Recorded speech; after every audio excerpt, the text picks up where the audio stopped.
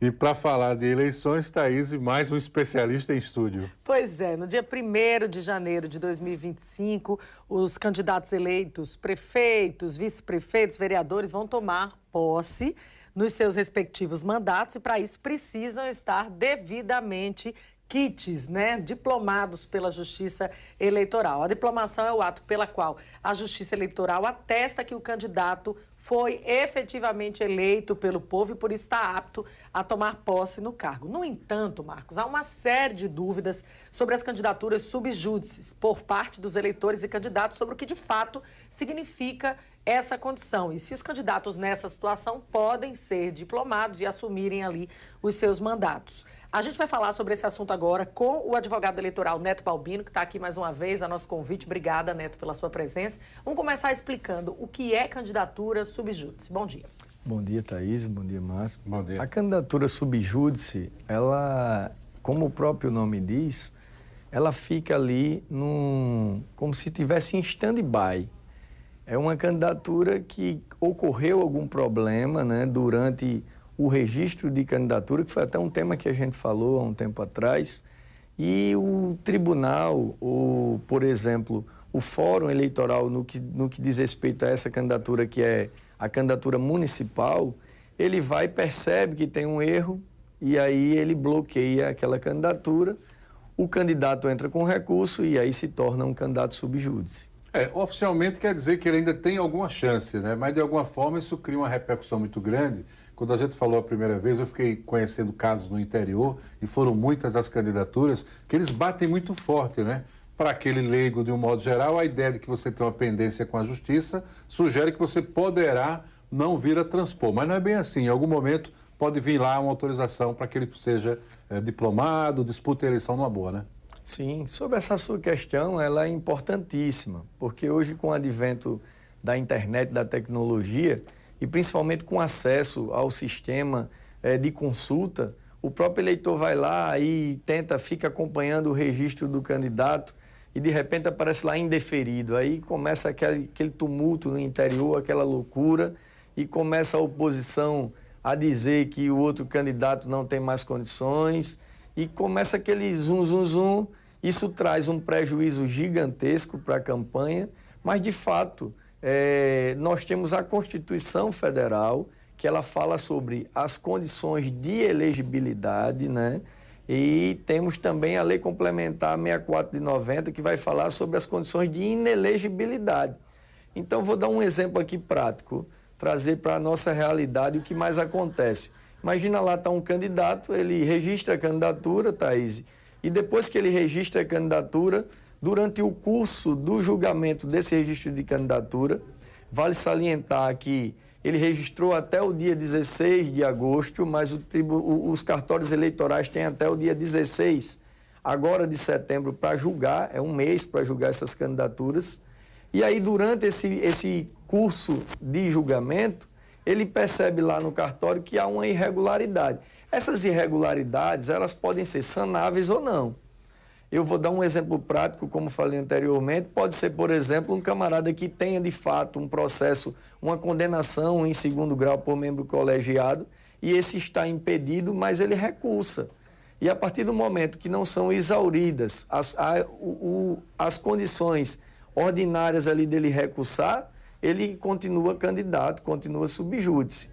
Mesmo após o pleito, se não der tempo de ser julgado? Sim, mesmo após o pleito. A questão... Então, ele vai para a urna e concorre normalmente. Porque o que ele está colocando, Thaís, é que pesa durante a própria campanha, Sim. Exato, exato. E tem um outro problema, tem uma outra questão que a Justiça Eleitoral ela estabelece, que é a questão de que o candidato, quando ele registra a candidatura e ele está ali incorrendo em condições de inelegibilidade, esse candidato, ele tem até o dia 16, como eu falei, de setembro, para que os partidos possam substituí-lo. Então, se ele não é substituído no tempo hábil, ele traz um prejuízo gigantesco para a própria candidatura e para os próprios eleitores, porque você imagine, passou a campanha e aí, de fato, sai uma decisão impeditiva. Acabam-se os recursos, aí ele fica inelegível e aí é um prejuízo gigantesco, não só para ele, mas para os eleitores. E se for eleito? Então, se for eleito, aí vai depender de caso a caso.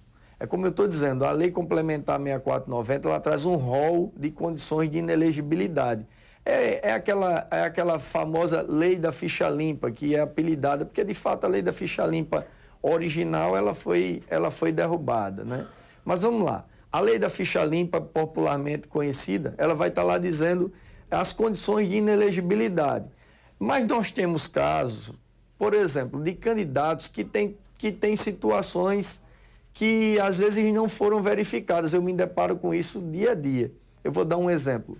Eu vi um caso recentemente de um candidato no interior que ele descumpriu um prazo de uma diligência durante o registro de candidatura.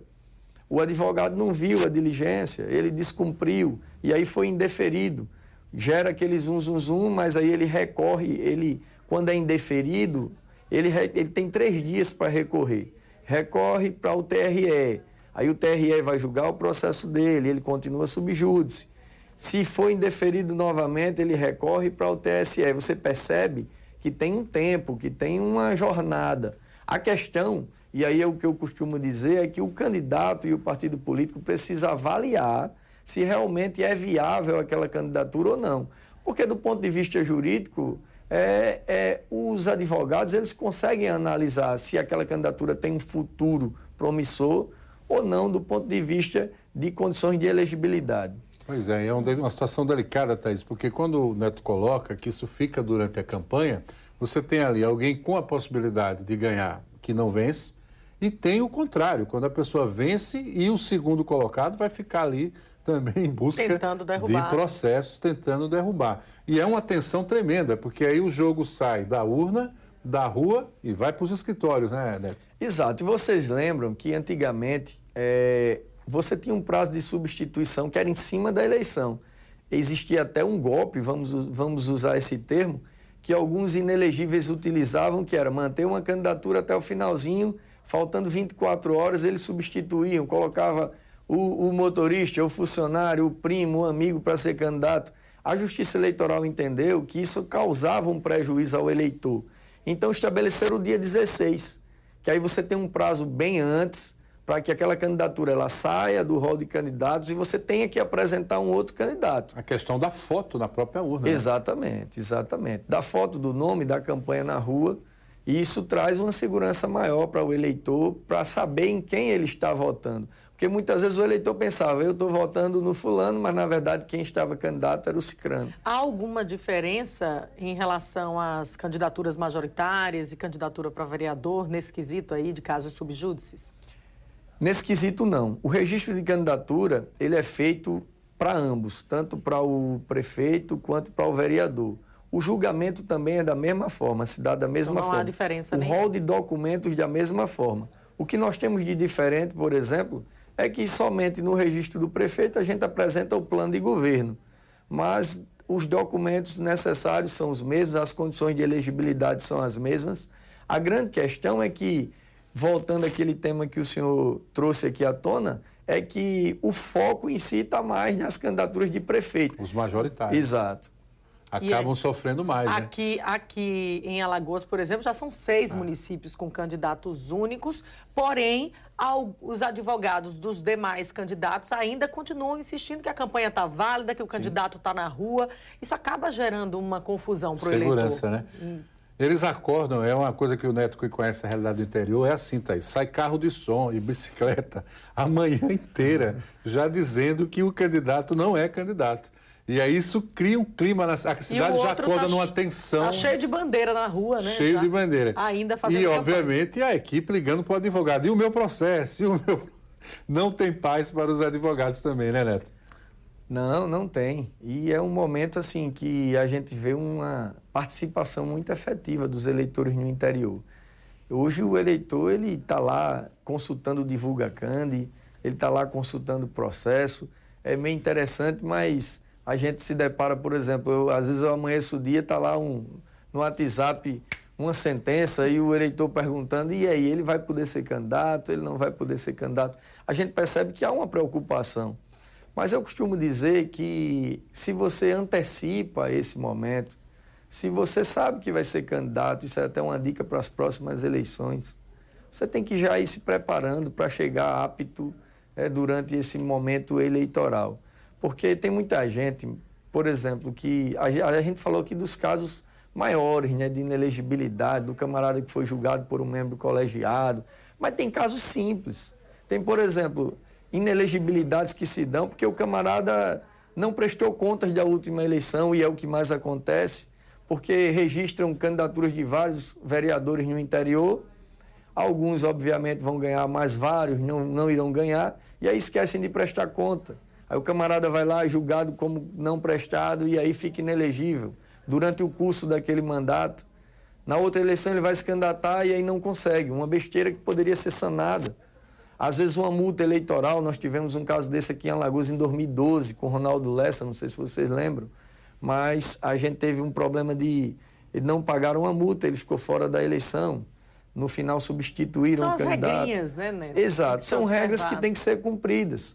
Eu já me deparei com uma situação muito simples, o candidato não ter uma identidade válida para apresentar, perceba que era algo que poderia ser sanado de forma muito simples. É pesado, né? O trabalho tem uma consultoria que tem que começar antes. Vamos acompanhando as decisões. Todo dia os jornais estão trazendo as decisões sobre os processos que tramitam na Justiça Eleitoral, sobre os candidatos aí na sua cidade. Então, fique atento ao que é válido e ao que não é, para que também o seu voto não seja nulo no dia da eleição, né? Do candidato realmente ali estar já com o processo julgado, ter a candidatura impugnada e não deu tempo ainda aparecer ali na tela da urna. Isso pode acontecer, né, Neto? Sim, pode acontecer. Inclusive, eu vou até, aproveitando o ensejo, e dar uma dica. Você, eleitor, você, candidato, você consegue consultar a sua candidatura diariamente através do Divulga Candi. É só você colocar no Google, vai lá para o site do TSE e o Divulga Candi vai estar lá o rol dos candidatos naquele determinado município e vai aparecer, inclusive, as condições e o processo. Vai dizer se ele está inelegível, quer dizer, se ele foi indeferido, se ele foi deferido, vai estar lá o número do processo. Você consegue consultar também a transparência com relação à prestação de contas, porque ela vai aparecer lá quanto o seu candidato recebeu, quanto o candidato da oposição recebeu, como eles estão gastando aquele recurso. Isso é algo muito importante também para que o eleitor acompanhe, para que ele tenha certeza se o candidato dele pode ser ou não, né? E ele acompanhar lá. E quem está doando, parece o nome de quem está doando, que é bem interessante também. Neto Balbino, obrigado pela sua presença, até a próxima. Obrigado a vocês. Obrigada, Neto, até a próxima. Marcos, a gente segue aqui falando sobre regras durante essas